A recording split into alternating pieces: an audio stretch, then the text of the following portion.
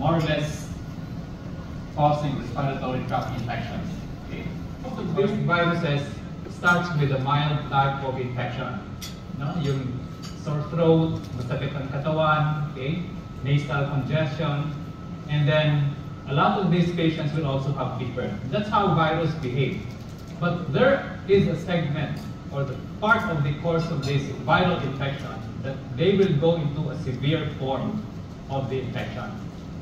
And when you look at severity of a viral infection, just like what we have experienced with flu or even COVID, sino ba yung natatamaan at magiging severe? Senior citizen.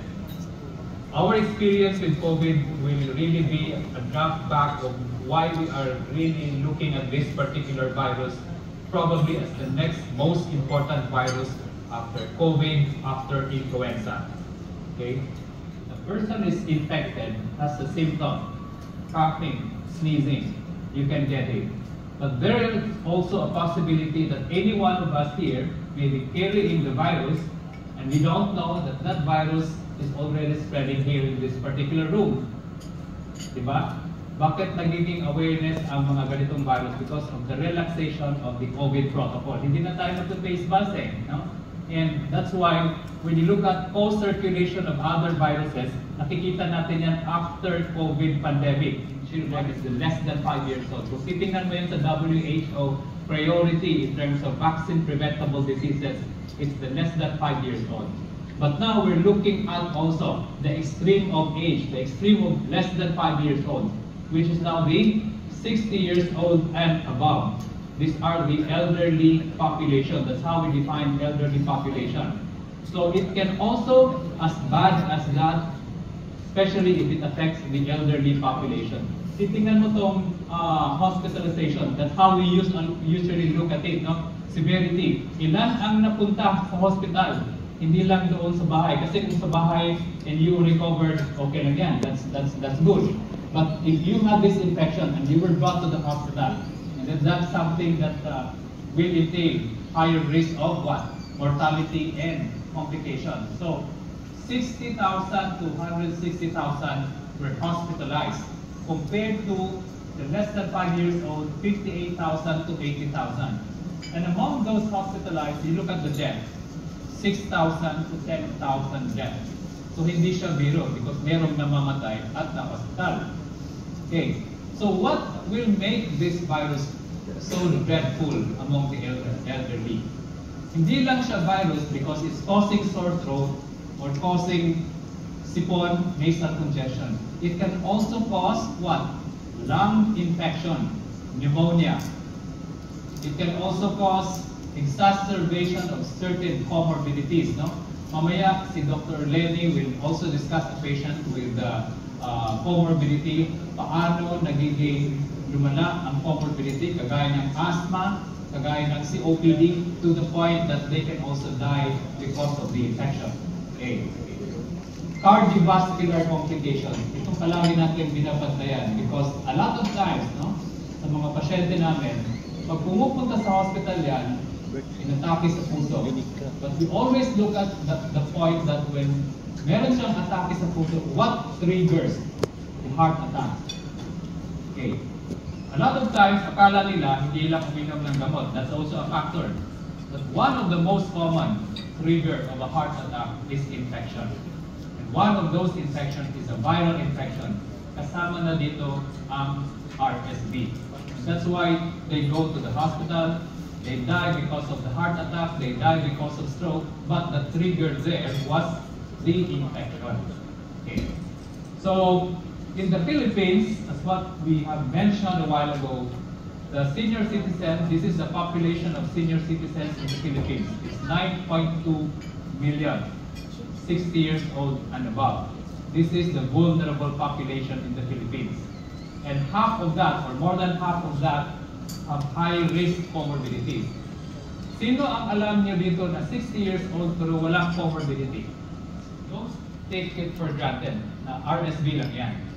Just like influenza before, a lot of our patients, akala lang nila ang influenza ay sipon lang at sore throat. Okay? We don't give influenza vaccine to prevent sore throat or to prevent nasal congestion. We give vaccine because we don't want you to be hospitalized or die because of these complications. That's the priority why we're giving influenza vaccine. Okay.